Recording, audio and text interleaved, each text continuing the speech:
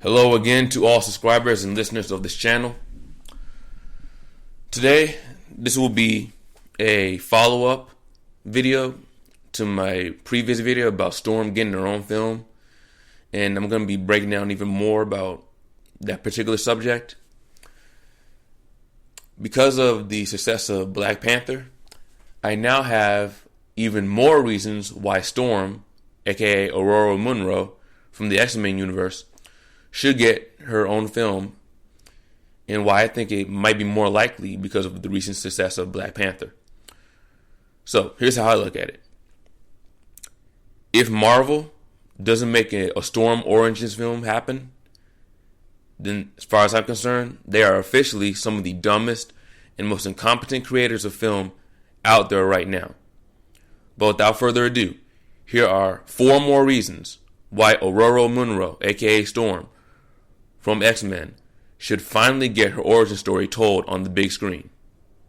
So let's go.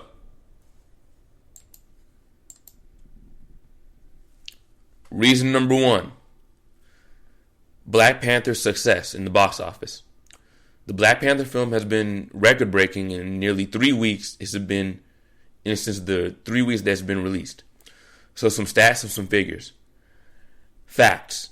Title, Black Panther. Release date, February 16th, 2018. Box office predictions. Now, I checked different sites and they all give it about a range. They were expecting it to get between $100 to about $180 million in its box office. Instead, it roughly doubled that, or pretty much close to doubled that. Here are the stats about what it actually performed and what it actually did. Box office performance. On its opening weekend, from Friday morning, I guess, all the way up to like Monday morning, its performance went up to about $240 million over the weekend, which I think is record-breaking, or at least near record-breaking. Worldwide gross was about $427 million in ticket sales. So that's globally. And to date, the success of Black Panther is I think the last number was about 800 something million, 900 million, somewhere around there. And they say any day now, because they're going to creep above $1 billion in terms of global sales of tickets. Also, Black Panther is one of the few films that has remained at the number 1 spot for about 3 weeks solid. And also, the film also seems to have taken Hollywood out of its recent slump that it's been in for the past couple years. Let me break it down. As far as the numbers, and I'm going to put this in the description of the box so you can see what I'm talking about. But numbers for 2018 box office show a huge increase over the same time period a year ago in terms of reviews and ticket sales, most of which can easily be attributed to Black Panther. So Black Panther by itself has like revived Hollywood, at least for now, in terms of getting people to go back to watch movies. A Storm film, as far as I can see, now has high chances of generating a similar result if it's produced in the right way and has some of the best people back in it and best people working on it in terms of directors, actors, writers, cinematographers, etc. Reason number 2. Storm is his wife, at least in some continuity. And she had an interesting relationship with T'Challa, the king of Wakanda, Black Panther.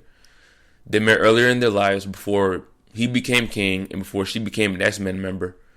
They meet again later when they're both older and more powerful. They eventually get married and she becomes his queen of Wakanda, at least in that particular time frame. But here's my thing. I'm going to reveal a little bit of my childhood right here. I followed her character more than Black Panther. And here's why. As far as I can remember, Storm has always had more of a presence in my childhood interest in science fiction and comics. And her character actually got more screen time in animated films, animated shorts, TV series, and live action. Black Panther has gotten much less exposure in these mediums. There were a few animated series that apparently were good, but I never got around to watching them. Why? I'm not sure. Maybe they came out too late. I don't know. But I remember back in the 90s, Storm was definitely a presence in at least the animated series and the X-Men Evolution too. So Black Panther, I'm not sure. Maybe he was there, but maybe for like a few episodes. So yeah, like I said, he didn't seem to get much exposure back then, the 90s and early 2000s. So I saw most of the X-Men and X-Men Evolution as a child. So Storm grew on me longer and from a much younger age. So here's a question. Let me get this straight. Despite the fact that Storm is T'Challa's wife or future wife, depending on what time continuum you're looking at, and she's only his wife for a while, I guess, with that awkward storyline. B, she is a Omega level powerful mutant. C, like him, she also comes from royalty and has royal blood. D, was a high-ranking X-Men member along with Professor Xavier. E, she has had what seems like more exposure in most mediums compared to Black Panther throughout their entire run as characters in the greater Marvel universe. So somebody explain to me why, and I do want a genuine answer on this if anybody can understand it. How do the film studios produce the hugely successful Black Panther film, but they can't seem to produce a Storm Origins film? And when they have her in the film, she becomes more and more of a background character. Whereas Black Panther, he's barely been in the Marvel Cinematic Universe, yet he gets his own film. That's very strange. She's literally been in more movies than he has been. So, if anybody can explain that, I greatly appreciate it. But if they don't ever get a film for her, especially now that Black Panther has been so successful, that would make even less sense that she won't get her own film, despite what's happened in the past 3 weeks. So, whatever.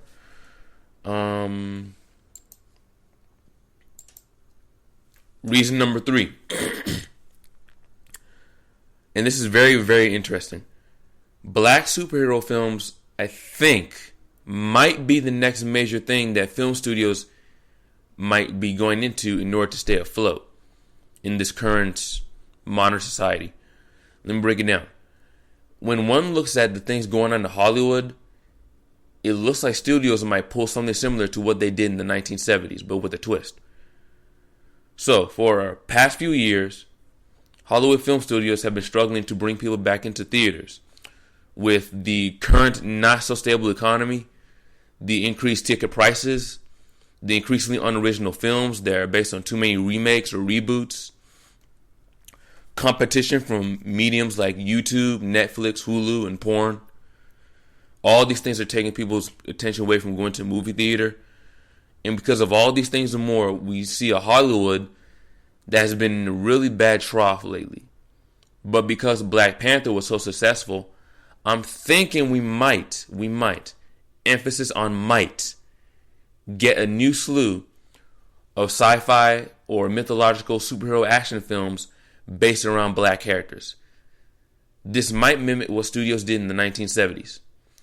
Now, I haven't researched this as much as I probably should, but here's what I've gleaned from a little bit of research and from what older people in the business of comic books and animation have been telling me. In fact, I think Greg told me this in my very first interview when I did my interviews for this actual channel. So you might go to that and see what I'm talking about. It was the Shades of Memnon. I think he mentioned it there about what Hollywood did in the 1960s and 70s when they were having a slump back then. But here's what I remember, if I remember correctly. From what I've gleaned, in the last couple of years, is that in the 1950s and 60s, many of the Hollywood film studios were going bankrupt or nearly bankrupt, creating huge sets, casting thousands of extras, and running gigantic budgets to produce films that ultimately didn't do well in theaters. So, again, if I remember correctly, what did the execs do at that time period in the 50s and 60s? They worked together with writers to create films targeted at black folks with silly, goofy, but also many times very interesting, strong, tough, and in-your-face black characters that fit the mentality, behavior, and mindset of the black populace at the time. And it was widely successful. It's called the blaxploitation era. Look into it and you'll see how they basically went into that to get more black people to watch Hollywood films, because they somehow knew that black people wanted to watch more films like that. So they did that, and that saved them. That really saved them out of a really bad situation that they were in the previous decade, in the 1960s, where they were just losing money on so many films where they're just going bankrupt left and right. They got out of that by appealing to black people, by putting strong, interesting, somewhat goofy, but also still interesting and very tough, in-your-face black characters into film storylines, marketing them, putting them out there, and they're hugely successful, not just for the black population, but they were successful for the studios, who now were able to make back more money to produce more films in more genres. So they basically got saved by blaxploitation. So, here's what I'm thinking. Could the decade-long slump in ticket sales, the sex abuse scandals, and the rise of Black Panther, could that be kind of a repeat of the blaxploitation era? Could we go back into that now? Kind of like what they went into then? Because again, late 50s and most of the 60s, Hollywood apparently was not doing very well, and that's exactly what they did to get them out of that situation. And I'm thinking that might happen again now. Could we see a new blaxploitation era of the 21st century, but this time based in science fiction? Would that be good? Would that be bad? I don't know. Will people be pissed about it? Would they be excited about it? I gotta see. And if we do, then Black Panther and eventually Storm's character, if they go along with it, could and or should be one of the highlights of what may be a new wave of sci-fi / mythological black characters on screen. It's just a hunch. I don't know if it happened, but we shall see.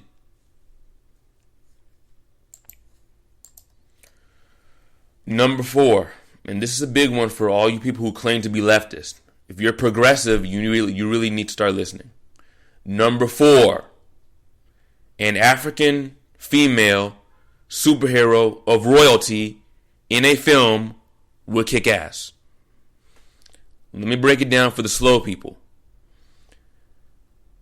People constantly talk about we need more diversity this, we need more diversity that. Diversity in superhero films done right. For the people who complain about not enough diversity in comic films, all you guys who keep talking about that a lot, let me break it down. Storm as a character was and should have been everyone's obvious first choice for a film focused on a black female superhero. No one else logically comes close. Let me say that again if you're a little bit slow. Storm's character, as a character, was and should have been everyone's obvious first choice for a film focused on a black female superhero. No one else logically comes close. I'm break it down even further. Most people may not have noticed this, but I see a pattern in the past 2 years. Actually, no, technically more like 1 year. But it's a very good and interesting pattern. So, last year we had Wonder Woman, and it did well. It was directed by a woman. It was starring the actress Gal Gadot, and she was playing a female superhero in the DC universe that everybody loved. Here's the second one. Black Panther did well. It was directed by a black director. It starred a mostly black cast, and pretty much everyone in there was playing a strong Afrocentric superhero in a science fiction universe. And the film did so well, and everyone generally loved it. So let me break it down even further. A plus B equals C. Does anyone else see the pattern here? If so, then good. You can think critically and observe things that are going on around you. If you haven't noticed the pattern, if you don't see this, then I question how genuine you are when you're the one who might complain about a lack of diversity in film. Because I won't name names, but there are people that complain how we need more diversity in film. We need more diversity in film. We need more diversity in film. Yet you, who complain about the lack of diversity, you never mention Storm. That's a little bit of a problem. But I digress. You now have another understanding as to why her character, Aurora Monroe, Storm, is the perfect character to base another awesome superhero film on, but also why she deserves more than any other to be the very first female character in the Marvel Cinematic Universe to have a film made about her. It's very, very obvious where that should go and why it should go in that direction. Very obvious. If the execs at Marvel are smart, they'll make this happen. It makes too much sense to make her film origin another major box office hit. The upper echelons at Marvel would be retarded to not produce this film, as far as I'm concerned. Like, that would be the biggest mistake they could ever make is, hey, we won't make a Storm film. We won't make a film about someone descended from royalty who's black and female, who is an Omega level mutant in the greater Marvel universe. We won't go in that direction at all. Yeah, that would not be smart. It is totally logical. It is a totally logical trajectory given the mindset of modern society, the increasing popularity of this entire genre, and the success of the previous two examples. Fuck yeah. And finally, as far as I'm concerned, and I'm not the only one who thinks this, I've been looking around and I've seen other people have been saying the same thing for like a decade. So thankfully I'm not the only one who thinks this way. But a Storm Origins film or any type of film that focuses on her as the main character is long overdue, especially now. Within X-Men and the greater MCU, in fact, within just superhero and science fiction films in general, Storm has been a fan favorite by millions and yet has been so overlooked, so severely overshadowed, and been severely misused by the franchise that it's almost criminal. This is retarded and needs to change immediately. Storm facts. She is Aurora Monroe, aka Storm. She was created by Lin Wayne, I want to say that's how you pronounce it, who was a veteran comic book artist who worked for Marvel Comics for many decades, where the way he wrote her, or at least co-wrote her story, is she was born in Kenya, but she was raised both in Cairo, Egypt, and Harlem, New York in the United States. She then later becomes a pickpocket in Egypt before journeying through Northeast Africa. All right, her parents do die sometime in this time frame before she becomes a pickpocket. She does her journey through North and East Africa. It's there where she meets T'Challa, her future husband. She meets the villagers that she saved from the drought, which caused them to worship her as a goddess. And finally, later on, she meets Professor Xavier. When Aurora Monroe, aka Storm, was created in May of 1975 in the issue Giant Size X-Men #1. Why? Storm is an excellent pickpocket, tactician, martial artist, and is one of the lead members of the X-Men organization. Also considered to be one of the most intimidatingly powerful mutants within the entire X-Men universe. Up there with characters like Magneto. Again, Omega level mutant powers. Too bad our character gets severely nerfed and we're smacked with what feels like 1,000 Wolverine films. Yeah, they've been dick riding Wolverine way too long. Enough. No more Wolverine films. We get it. You like them. You like the claws. Me, I've seen enough of the claws. I'm done. Give me a Storm film. What? She is a mutant, an Omega level powerful mutant, which she's the one of the more powerful of a subspecies of Homo sapiens sapiens who have special and unique abilities specific only to their small population. She's also a descendant of Kenyan priestess women and is of royal blood. How? She was born with these abilities but didn't realize them until much later in her life, not long after her parents had died. And also, I'm going to quote from the Wikipedia article that's written about her. So now I know for a fact I'm not the only one that feels this way. A lot of people feel this way, and people in the right positions need to get their asses in gear and get this thing going. Because it's ridiculous that people feel this way for this long and no one wants to greenlight it yet. It's going way too slowly. But I quote, created during the Bronze Age of comic books, Storm is the first major female character of African descent in comics. She is regarded by some as being Marvel Comics' most important female superhero, having drawn favorable comparison to DC Comics' most famous female lead, Wonder Woman, unquote. And to end it, I'm going to make this very clear, so let me reiterate. 1. Black Panther did excellent in the box office. Black Panther and Storm are married somewhere in the continuity. 2. Being Black Panther's wife, I actually followed her story more than his because I was more exposed to her character in my youth than I was to his character. 3. Hollywood, in my opinion, is long overdue for a string of science fiction mythological films sporting black Afrocentric characters. Black Panther is proof that there is a market for it. So now it looks more and more difficult for them to pull the excuse that certain characters of certain ethnicities won't sell massive audiences, especially black superhero characters. Well, it looks like you're wrong. Look at the last 3 weeks. Look at the sales. Look at the tickets. So that excuse isn't going to cut it. Number 4, we've already gotten 2 blockbuster box office success stories in terms of a superhero that's slightly less conventional. We've got a superhero female that was successful in the box office last summer, and an Afrocentric black male king superhero who was hugely successful in the box office just these past 3 weeks.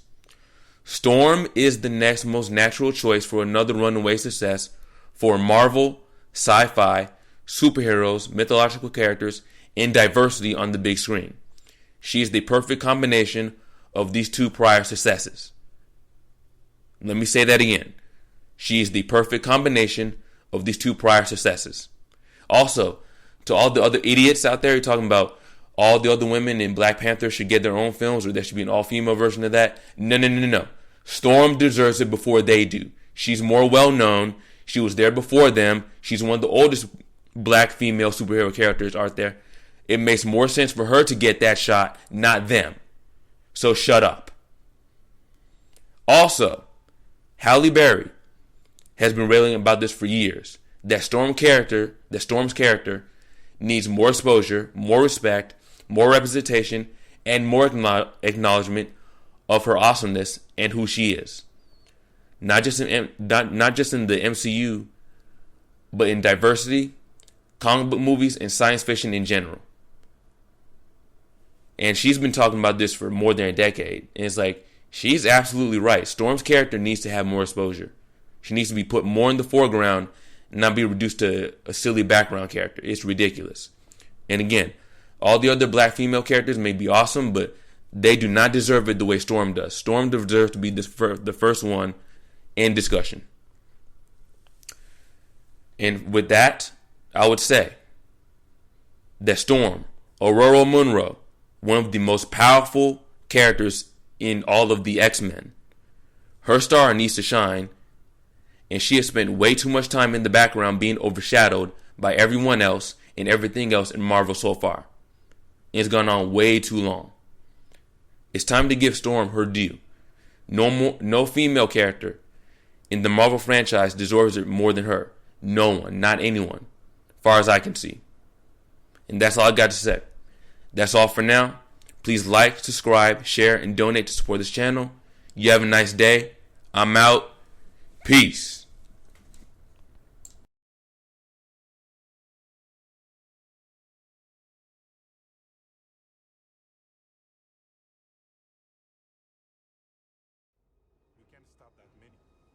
No, but we can slow them down.